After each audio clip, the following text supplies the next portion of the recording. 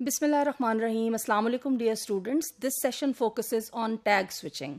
I hope and expect by the end of the session you would be able to understand the concept of tag switching and you would be able to see how it is used.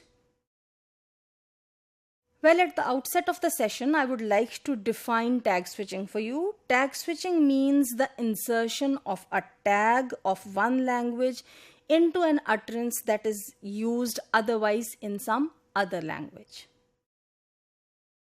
To understand the idea clearly, I'll give you a few examples.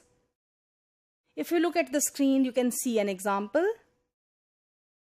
मैं ये कभी नहीं करूँगा, no way.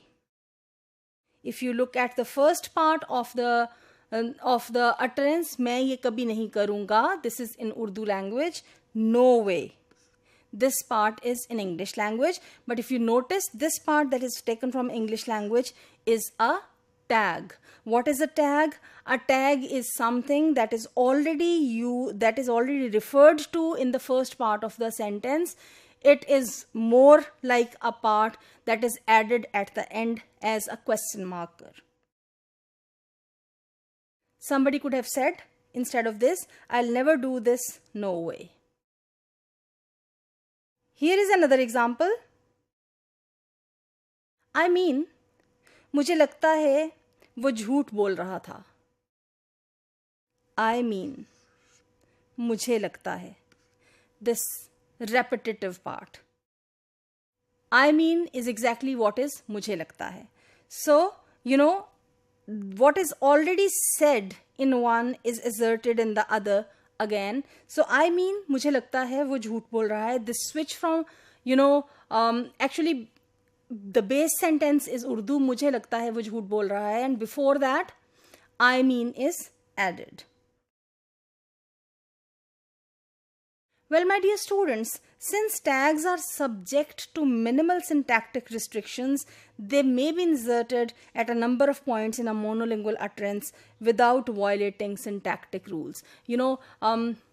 Tags are not very long.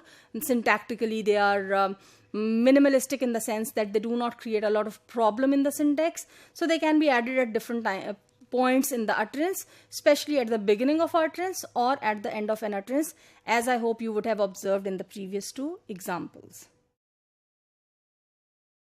Well, my dear students, apart from these examples that I have given, I would also like to give you some examples from the English context where, this term tag question is used.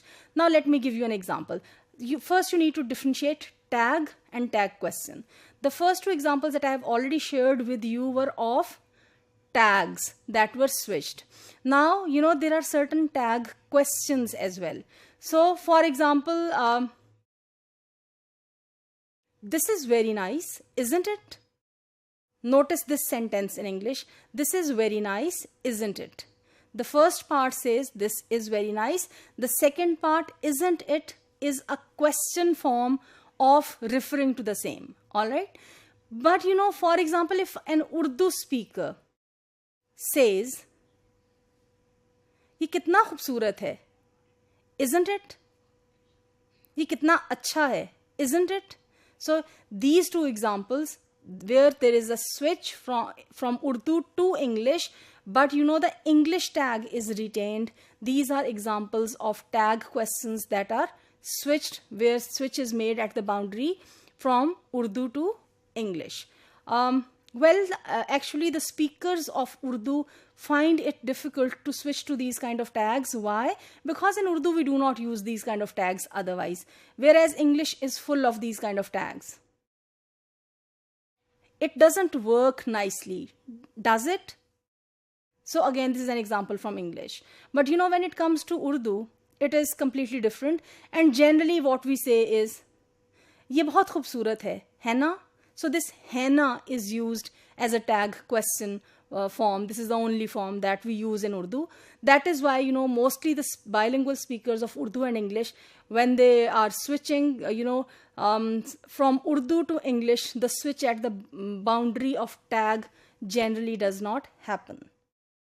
Anyways, as far as the mixing of Urdu and English in Pakistan is concerned, it is significant that despite this, whole process of mixing of tags happens less, and especially when, it comes to the switch at the tag question level, this rarely takes place in the Pakistani context.